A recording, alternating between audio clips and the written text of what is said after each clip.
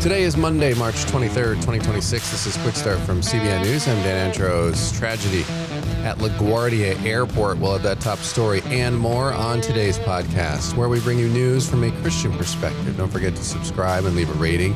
You can email us as well, quickstartpodcast@cbn.org. Goes right to our inbox, and we're glad you're here with us, getting through the news of the day as we do each and every weekday, bright and early. And a lot to get to on the podcast today, as always, including on the focus story, going to take a look at the faith of Chuck Norris, who passed away late last week. And he was obviously a very, very legendary actor in many ways, a man of many memes, but he was also a man of faith. So we'll talk about that. Also on the main thing, why are young women being told marriage and motherhood are somehow a step backward? Madison Seals has more on that on today's main thing. I want to tell you about our sponsor for the podcast this week, Christian Solidarity International, and they are in the regions, guys, where it is difficult to be a Christian, where you can lose your life, you can be abducted, you can be taken as a slave. There are so many tragic situations happening around the globe where Christians are suffering just for the sake of being Christians. And so Christian Solidarity International, they're on the ground working in places most people probably couldn't even find on a map. They're standing with believers who are facing that violence, the displacement, the discrimination for their faith. They advocate for them, provide real, tangible aid, and make sure their stories don't disappear. You can help shine a light where the world isn't looking. If you feel led and called to walk alongside the people at Christian Solidarity International, go to csi-usa.org/quickstart, csi-usa.org/quickstart, and you too can take part in helping persecuted Christians around the globe. All right, we're going to go to the news in 90 now. And a deadly collision at New York's LaGuardia Airport has shut down operations after an Air Canada plane slammed into a fire truck during a landing, killing the pilot and co-pilot and injuring others. The crash comes as travel disruptions worsen across the country, with hundreds of flights canceled and major delays piling up amid TSA staffing crisis. That staffing shortage is tied to the ongoing government funding lapse, which has left many TSA workers unpaid and prompted widespread call-outs at major airports. In response, the Trump administration is deploying ICE agents to airports to assist with security and crowd control, aiming to relieve pressure on TSA officers and keep lines moving. And legendary actor and martial artist Chuck Norris died after a sudden medical emergency in Hawaii, with his family confirming he passed peacefully surrounded by loved ones. Known worldwide for Walker, Texas Ranger, and a string of action films, Norris built a reputation as both a Hollywood tough guy and a real-life martial arts champion. Beyond the screen, he inspired millions through his discipline, perseverance, and larger-than-life persona that became internet folklore through the viral Chuck Norris facts. He was obviously also an outspoken Christian and often pointed people to God as the true source of his success. Those are just some of today's top headlines. You can check out more stories over at cbnnews.com. And Chuck Norris, as I said, is a man of faith. Well, CBN's Raj Nair and Billy Hallowell took a look at some of the more poignant quotes from Chuck that pointed people towards God. That's today's focus story. Very few people actually live up to this title, but the man, the myth, and the legend, Chuck Norris, has passed away at 86. Now, I'm joined now by CBN's Billy Hallowell. Billy, you have a couple quotes for us. Let's hear them.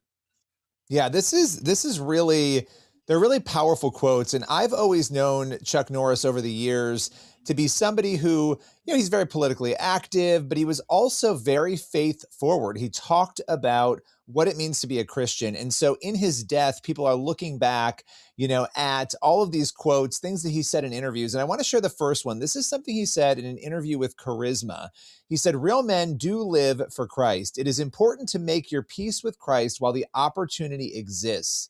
Life is so fragile that you never know when it's going to be over. It could be over in the blink of an eye, and then it's too late to accept God's gift of salvation." And I want to just break this down a little bit, because he said real men do live for Christ. And in an era, in a culture where people are rewarded for not living as Christians very often, it's fascinating to have somebody as prominent, famous. I mean, like you were saying, this is the man, the myth, the legend. There are so many memes about this guy. This is somebody who is a household name, Chuck Norris.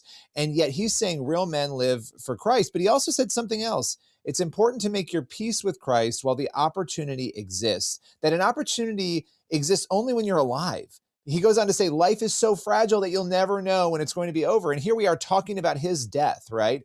And he left behind a quote that reminds us of what is most important, that in the blink of an eye, life can be over, and that we have to accept salvation while we have the opportunity and the chance. And I think when celebrities die, we often are, especially when it's a beloved celebrity, you're almost jolted. Similar to when it's a loved one or somebody you know, because you feel like you know the person. And it's like, wow, that legend is no longer here. And I love that with Chuck Norris, we get a chance to go back to what he was saying about his faith. And so I'll pause on the second quote to give you a chance to react to what he had to say there. There's definitely a marked difference between someone who doesn't have hope and who has hope. Now, obviously, Chuck Norris, in these quotes, he's pointing us in a direction. And I go to Isaiah 25, verse 7. And if you're grieving for Chuck, if you have a loved one that's recently passed away that knows Yeshua, let these two verses just kind of resonate in your heart. On this mountain, he will destroy the shroud that enfolds all peoples, the sheet that covers all nations. He will swallow up death forever. The sovereign Lord will wipe away the tears from all faces. Now, the good news is that though we die, we live in Christ. And because Yeshua rose again, it's sad and we grieve. And right, one of the more overquoted verses is Jesus wept, and it's true. But it's not a forever death. And so what's amazing is that in this moment we get to celebrate the idea that the Chuck is now with the risen King. And so I love the way Scripture talks about it, not as something to be feared, but actually that we have this living hope, right? This anchor that's firm for the soul. And I think it's important for us to have that eternal perspective. We talk about it all the time, but as you mentioned, that the life is fleeting. The grass, fails, and but the word of the Lord stands forever. And so I just think that in this moment of sobriety, right, like someone very influential just passed, but also to allow it in hope and in joy, weirdly enough, to keep our perspective on the reality that we're all going to face judgment one day. But what's amazing is if we have Yeshua, his blood covers us.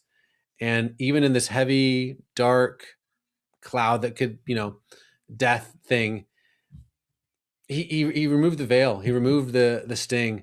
And so we get to live in hope, which I think is what Chuck is saying. And if you want to, my friend, let's hear that last quote. All right, the last quote. This is something that he was quoted in Baptist Press as having said. He said, I had earned millions of dollars over my lifetime. I'd been a friend to several presidents, yet all the money in my bank account couldn't help me now. There was only one person to whom I could turn. And he was talking there about God. And I think it's so fascinating that somebody, again, can achieve all the accolades, all the money, all the success, And all of us chase so many of these things, and they do not fulfill you. Look out at Hollywood, look out at the world. The people around us who are some of the most unhappy people have the most money. And it's not that it's money's fault. It's not that it's, goods fault or having things that's the problem. It's that when our attention is not on God, that's what matters most. Having a relationship with Jesus, that is eternal. Chuck Norris is now gone from this earth and he's in eternity. We are all going to, there's one certainty in life, right? Well, there's a couple certainties. You're born if you're alive and you die. And so we know that that's going to happen. And so for him to talk about having all that money, it's just such a great lesson for all of us. And so I walk away just thinking, wow, thank you to Chuck for being so open about that and honest and truthful with a lesson that we all really All right, gentlemen, need. appreciate that breakdown there. And look, may it all be said for us when our time comes, when God calls us home, that people can have a list of things that we said that pointed people towards God, because ultimately that's what we want to do. We want to give God the glory. We don't want to heap praise on ourselves, especially if you find yourself in a situation where you are getting credit for something, you are getting praise, you are getting glory. Do what Chuck Norris did and don't heap it on yourself. Point people towards God. So appreciate that there. And we are going to go to the main thing now. And why are so many young women being told that marriage and motherhood are somehow a step backward? Well, Emma Waters dives into that cultural battle in her new book. And she joined Madison Seals to talk about how women can pursue both career and family in a way that honors God. That conversation is today's main thing. Emma, congratulations first on the release of your book, Lead Like JL, 7 Timeless Principles for Today's Women of Faith. Can you talk about who JL is in the Bible and why this character and topic resonated with you? Of course, Madison, thank you so much for having me on today. So the reason that I decided to name this book after JL is because she is such an unconventional and yet incredibly consistent vision of what it means to be a biblical woman. So we find her story in Judges chapter 4 and 5 in the Old Testament. Israel is at war with the Canaanites yet again. And as the war wages on, the Canaanite general stumbles from the battlefield and into the tent of Jael. Now, he comes to her and says, I'm so tired. Could you please just give me some water to drink? And she says, well, here's some milk. Come and lay down. And then the moment he falls asleep, she takes a wooden tent peg and mallet and drives it through his skull, which I don't know about you, is an incredible act of strength that I don't think I would be capable of. But the takeaway is not that we want to promote physical violence as a vision of what it means to be a godly woman, but there are key spiritual principles that I thought were incredibly relevant for women of faith today to really hit home. And so what are those 3 principles? The first is that taking down and setting up tents was actually a feminine domestic duty. So the only way that Jael was actually equipped to defeat evil when it came to her doorstep is because she was faithful to her daily duties and responsibilities. Those ordinary tasks of caring for her home, her children, and her husband equipped her for this extraordinary act of faithfulness. The second is that she was engaged in the political and cultural battles of our time. She didn't pick up the sword and run into battle, mirroring the masculine way of fighting. And in fact, no woman in the Old Testament or New Testament ever picks up the sword to run into battle. And yet she was politically engaged and aware of the battles that were happening around her. So the same way that I think women are called to be really engaged in the culture war that is happening around us. And instead of burying our head in the sand or simply saying, oh, well, someone else will take care of it. It's out there. It doesn't affect me. She was ready to defend her home and her faith when the time came. And the final thing is that we see a lot of examples of women fighting or protesting. So social justice warriors, revolutionaries, political activists who will hold signs and scream in protest to the things they don't like. And yet Jael doesn't do that. She's actually far more shrewd and far more effective because she knows that talk is actually not what gets the job done, but it's being very effective and faithful in the tools that you have. So instead of just protesting the general, she invites him in and she very shrewdly defeats Israel's enemy because ultimately she feared God more than man. And so it's those spiritual principles that we glean from her story that I really wanted to hit home to young women today as they're thinking about what it means to be a godly, faithful, and wise woman. I just learned so much about this passage of the Bible that I've read so many times. It's such a good example of how we as Christians say that there's always more to learn from the Bible, no matter how many times we read it. It's not a character that we often feel like we can relate to. But you mentioned that she was engaged in the war that was happening. And so I want to zero in on the culture war happening today that makes women fearful of things like marriage and motherhood.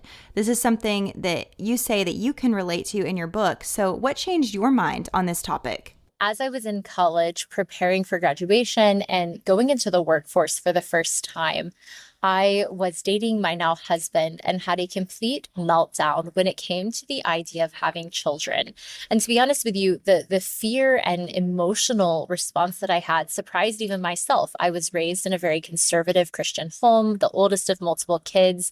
And yet even I had taken in some of these latent feminist beliefs that children would somehow ruin my life or destroy everything that I had worked for. And it really threw me for a spin. And so in the midst of this, one of my mentors at the time came to me and she said, Emma, there are two ways of looking at this. On the one hand, the Bible says that children are a blessing, the fruit of the womb, a good reward, a heritage from the Lord. So either you can be right that children are going to ruin your life, or the Bible is right that children are a blessing. But both of these things can't be true. And if you are pursuing marriage and called to marriage, then you need to reconcile these things with the Lord. And it was such an incredibly profound moment where I realized just how far I had fallen down this feminist mindset where I thought that marriage and children were ultimately going to be the things that held me back from the seemingly greater call or allure of a career or a job. And I realized how disordered my priorities had become at that point, even without realizing it. And so this is what really set me on this track of diving deep into what the Bible actually says about marriage, motherhood, work, and femininity. And we see countless stories, and I share so many of these stories in Lead Like JL from the Old and New Testament of women who do incredible things for God, and yet they achieve their greatest victories, not because they set aside the demands of the home and a family, but because they are faithful to it. They place first things first, their faith, their family, the good of their community, and they trust God to bless the rest of their efforts. And it's something that I've seen time and time again in my own life, that when we honor the Lord and what He's given us and place first things first, He is so generous and kind to bless all of the other passions and desires that we have, if only we will trust Him. There's sort of two different movements targeting women in society today that are encapsulated in the girl boss movement and the trad wife movement. So can you talk more about those two ends of the spectrum that we're seeing in culture today, especially online culture? Absolutely. So most women don't really identify with girl boss feminism on the one hand, which says that your career is the most important thing to you, even above marriage and children. But they also don't necessarily want to take on the sort of online vision of the trad wife movement, which is this very traditional approach to homesteading, marriage, and motherhood that can be equally rigid and one-dimensional in its depiction of what it means to be a successful woman, which is namely one who has rejected everything that girl boss feminism teaches. And so thinking about these two ideas, I think we have this incredible moment occurring where women are dissatisfied with the life scripts they've been given in culture. The trad wife movement, I think, is a positive signal that women want to rediscover and embrace the home. And it's an indictment of the career first movement we've seen in girl boss feminism. And yet neither are the solution. And so what Lead Like JL does is it says, okay, we see these different cultural scripts. We're seeing this growing recognition that women are not really happy with either option they're being given for what it looks like to live a happy and successful life. And so instead of just debating different cultural moments from first versus second versus third wave feminism or anti-feminism versus a pro-feminism approach, I wanted to dig deep into the narrative of the Bible, where we can glean these timeless truths that can actually give us a vision for the kind of life we should be living. And the kind of life, mind you, that actually fits with each season of life, because each season of life is going to look different for women, and different women's lives are going to require different things of them. And so instead of telling the women that there's this one model we should follow, what does it look like to take the truths of Scripture and then apply that to the unique situations and callings of women? And I'm so glad you brought up seasons of life, because I think as Christians, we can look at our current culture and see so many things that are disordered because they're lacking direction and firm truths from the Lord. And I think one part of the feminist movement that is especially harmful is the proclamation that we can do it all at the same time. And so I love that you bring up this seasonal approach to life in your book. Maybe expound upon that a little bit more, and just your encouragement to women on how to balance and prioritize these things. Yes, absolutely. A seasonal approach to life is essential when we think about what it means to be faithful to what the Lord has called us to. So what I mean by a seasonal approach is that there are going to be different demands on our time depending on where we are, whether we're single, married, if we have young children, if our children are in school, or if they've left the home. And so as women, if we are married and if we have children in this context, then our first duty and priority is to caring for those children, which means we need to make decisions about our jobs, about how much time that we're spending with them versus away from them, that actually prioritizes our child's well-being first. And so part of a seasonal approach to life is asking not just what do I want, but what is good for my children and for my family. And I think the key here, as you noted, is that for women, our goal shouldn't be to do all of the things at one time, to pursue our career, have a bunch of kids, get a master's degree, and do it all at the same time, when in reality, we could actually break things up, put first things first. And then as seasons open up where we do have more time, if our children are in school and we want to take on more work outside of the house, we can do so knowing that we're able to honor what the Lord has given us. But again, these are very specific things I think are going to look different for different women depending on those demands and the callings of their family. But the main takeaway here is just that we're actually asking what is good for our family in this season, and then building our life around that, rather than just taking a me first approach that just says, what do I want to do? And then expecting other people to sacrifice on our behalf, and namely our children or our husbands, depending on the situation. All right, Madison, appreciate that conversation there. And that's going to leave us with time on the podcast today for one last thing. We are going to take a look at James 4:13 and 14. Come now, you who say today or tomorrow we will go into such and such a town and spend a year there and trade and make a profit. Yet you do not know what tomorrow will bring. What is your life? For you are a mist that appears for a little time and then vanishes. And those words from James are as poignant as ever. And it's so true that we don't know what tomorrow will bring. Our Creator does. And so we should just be thankful, and we should glad with whatever God gives us, whatever time He gives us, and not assume that we have even a minute beyond the current moment we're in right now, because we just don't know. So be thankful for that. And that's where we're going to leave it on this edition of the Quick Start Podcast. As always, get on over to cbnnews.com and faithwire.com for more news from a Christian perspective. Make sure you're subscribed to all of our CBN News podcasts. You can find them in the link to this podcast episode. All right, Lord willing, that creek don't rise up on us. Back here tomorrow with more. God bless. See you then.